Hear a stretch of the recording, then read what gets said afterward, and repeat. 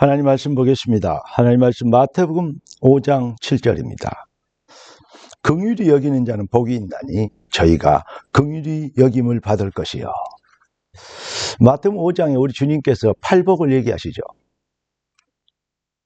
창세기 3장, 6장, 11장에 이 상처 입은 병든 영혼들을, 생각들, 마음들을 치유하시려고 우리 주님은 진짜 복이 뭔지를 깨닫게 하시는 내용을 주시는 중에 긍휼히 여기는 자는 복이 있나니 그랬습니다. 우리가 어떻게 구원받았습니까? 하나님이 우리를 긍휼히 여기셔서 독생자를 보내셔 그 사랑을 십자가로 실천해 주셨습니다. 그래서 구원받은 거 아니겠습니까? 하나님의 긍휼을 은혜 받은 자들이 나타내야 될 마땅한 열매, 감나무에서는 감이 열리듯 마땅한 열매, 사과나무에서는 사과 열리듯 마땅한 열매, 긍휼히 여기는 풍성한 은혜의 사람이 되도록. 왜냐? 복음 실현 앞에 흑암이 꺾이기 때문입니다. 오늘 하나님 우리에게 주시는 응답의 제목이 뭐냐? 긍휼의 성령 인도, 긍휼입니다. 기도하고 말씀 받겠습니다. 주님 감사합니다. 성령 인도 받기를 원합니다. 충만하게 하옵시고 주의 백성들이 주의 영광이 되도록 능력과 성령으로 충만케 하옵소서. 주 그리스도 예수님의 이름으로 기도드립니다. 아멘.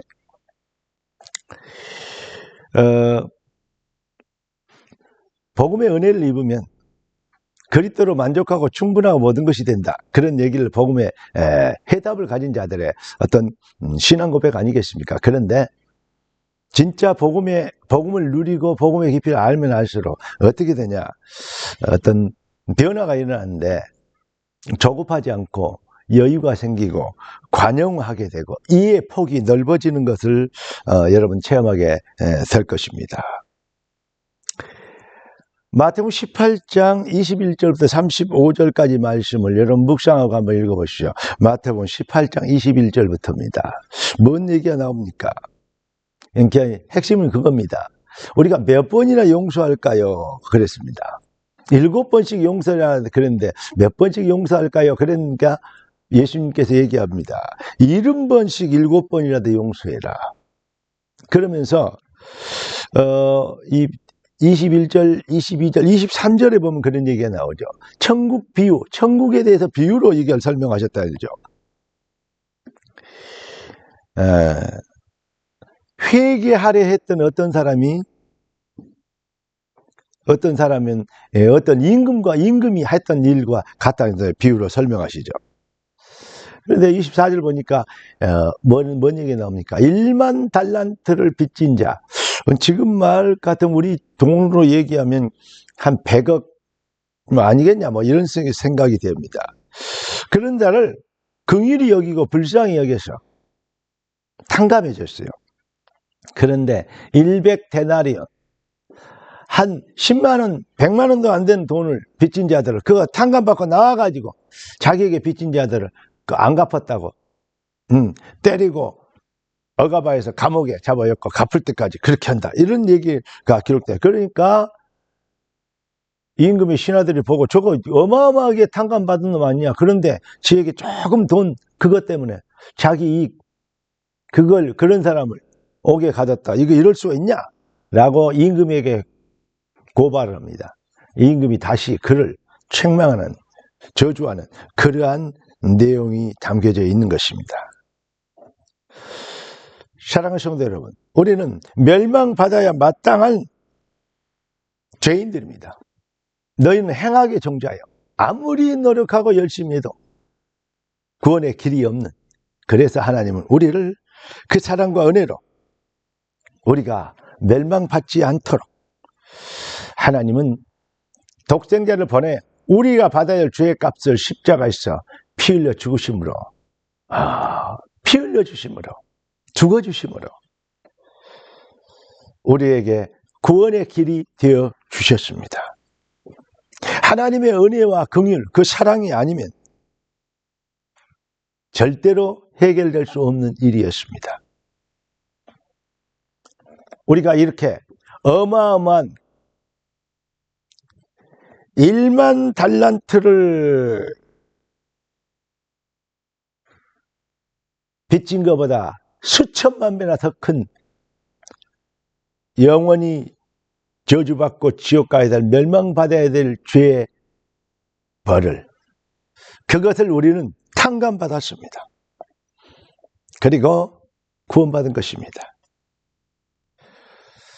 하나님의 그 사랑과 은혜의 증인데요, 영혼 구원을 위하여 하나님은 우리를 쓰시도록 우리를 불렀습니다. 그런데 우리는 작은 일에, 성도의, 또 동료의, 또 다른 사람의 작은 실수와 여러 가지 일들을 우리는 정죄하고 판단하는 그 실수로 인하여 우리가 네가 하나님 죄인이다, 자기가 자기 심판자가 되고 판단자가 돼서 뭡니까? 자꾸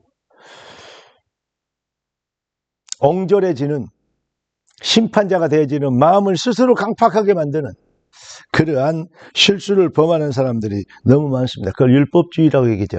율법이냐 복음이냐 막 이렇게 싸우는데, 진짜 복음을 맛보고 알면요, 뭐랄까요, 하등의 가치 없는 논리입니다.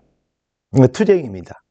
여러분, 복음의 은혜로 나에게 주신 은혜를 누리기에도 인생이 모자라는, 여러분, 죄는 회개하면 되고 모든 사람을 위해서는 복음의 이름으로 용서하고 관용을 베풀고, 복음을 위해서라면 우리는 뭐든지 우리의 생각과 이론 내려놓고 주권적 시간표 절대성 안에서 우리는 주님이 주시는 언약궤를 따라가는, 주권적 시간표를 따라가는 그러한 겸손이 필요할 것입니다.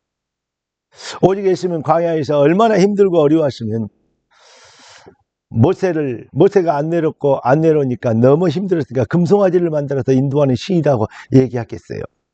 어떤 사상을, 많은 사람들의 어떤 것들을 힘을 한 대로 모으려고 하는 몸부림이었겠죠. 정치인들 그렇게 하잖아요. 이해됩니다. 그러나 모세, 하나님이 세운 한 주권과 시간표는 누구도 바꿀 수 없습니다. 모세도 실수합니다. 그러나 그 주권은 누구도 빼앗을 수 없습니다. 정죄할 수 없습니다. 정죄자, 심판자는 오직 여호와이신 하나님 뿐입니다. 복음 왜 그러냐? 우리가 언제든지 관용하고, 성령 인도가 뭐냐? 긍휼입니다. 오늘 제목입니다. 긍휼히 여기는 자는 복이 있나니. 그 옛날에 훌륭한 대통령이 있었죠. 그 사람이 이북하고 문을 열면서 그분이 햇볕 정책을 얘기했어요. 대북을 북한을 많이 도와주고. 망토 얘기를 해줘.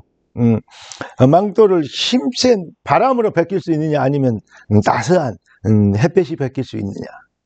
바람은 불어오면 불어올수록 망토를 부여잡기 때문에 절대 못 벗긴대. 날씨가 따뜻해지니까 더우면 벗게 된다. 햇볕 정책을 얘기했죠.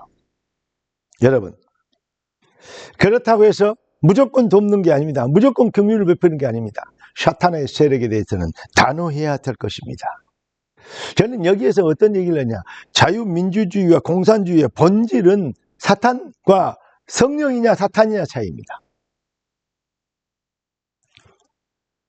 공산주의들이 가장 무서워하는 게 뭐냐? 기독교입니다. 왜 그렇습니까? 신은 없다, 유물사관, 이 핵심이, 그 마귀가 만드는 그 핵심 사상이 공산주의거든요. 공산주의도 얼마나 착하고 훌륭한 사람 많은데요.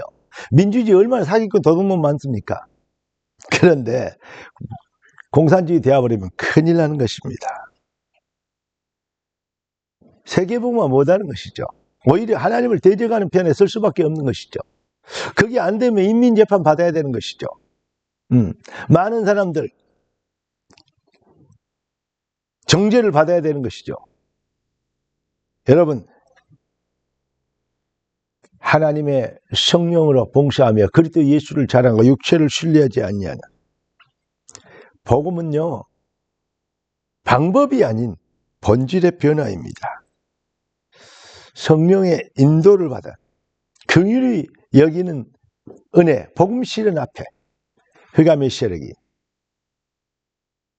강팍한 불신자가 회개하고 돌아오는 역사가 여러분의 발걸음 앞에서 시작되고, 또 많은 열매가 나오기를 살아계신 주 그리스도 예수님의 이름으로 축원합니다. 기도하겠습니다. 존귀하신 주님, 많은 어마어마한 죄를 탕감받았습니다. 우리가 이해하고 용서하고 관용을 베풀어 줄 못할 어떤 것 이유도 또 변명도 없습니다. 주님이 하신 일 앞에서 우리가 겸손하게 하시고 사랑하게 하시고 관용하게 하시고 여러분 모든 여러 사람들을 이해하고 복음의 은혜 안에로 초대하게 되어지는 여러 사람들을 주께로 인도하는 능력자들이 되도록 주의 백성들을 축복하여 주옵소서. 주 그리스도 예수님의 이름으로 기도드리옵나이다. 아멘. 할렐루야.